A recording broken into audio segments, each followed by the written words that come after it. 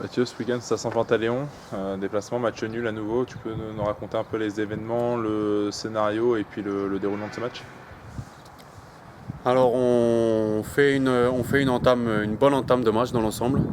L'idée effectivement c'était de les presser assez haut, c'était de mettre un bloc relativement haut dans leur terrain pour les empêcher de jouer, parce qu'en plus ils étaient un peu en manque de confiance après leur revers qu'ils avaient subi à Chauvigny 6-2 le week-end précédent.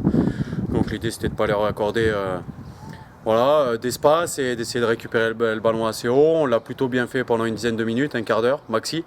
Et puis après, on a subi les événements et on a finalement réagi.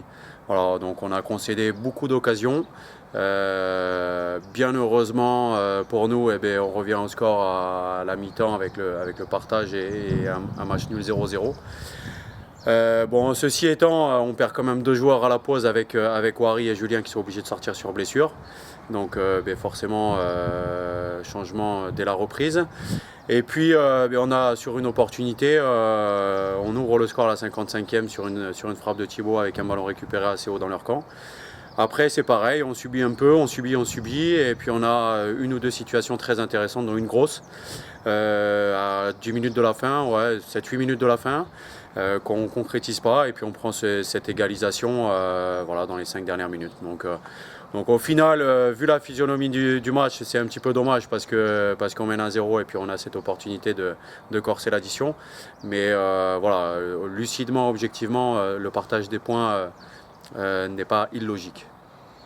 Au niveau du championnat, on a l'impression que malgré l'accumulation des matchs nuls, vous restez toujours à portée de tir de la 5e place. Comment est-ce que tu vois cet objectif de fin de saison, et surtout comment est-ce que tu vois un petit peu l'avancée de Cognac en championnat? On n'avance pas beaucoup. On n'avance pas beaucoup en championnat, ça c'est une évidence, puisqu'on a fait 3 matchs nuls et une défaite sur les 4 dernières rencontres. On n'avance pas beaucoup, mais comme tu l'as dit, les équipes qui nous précèdent n'avancent pas non plus beaucoup. C'est le cas de Fétia, Royan et puis Ile. Donc on a toujours effectivement ces équipes à portée de main. Il nous reste 6 rencontres à jouer.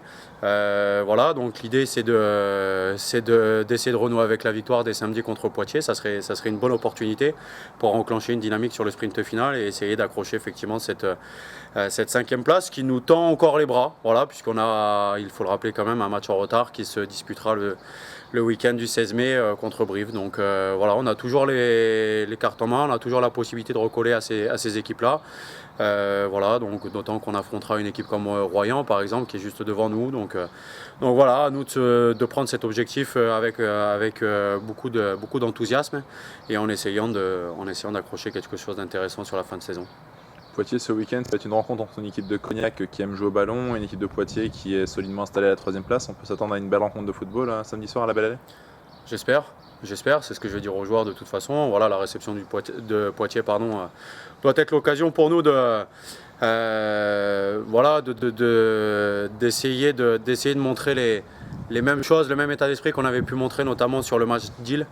Voilà, on avait été très intéressant dans le domaine offensif, on avait marqué des buts, on avait pris des risques, on avait été acteur. Voilà.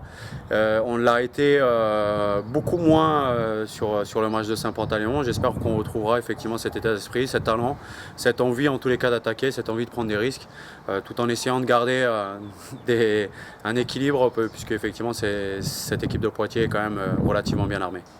Dernière question concerne l'état physique et l'état peut-être mental aussi du groupe.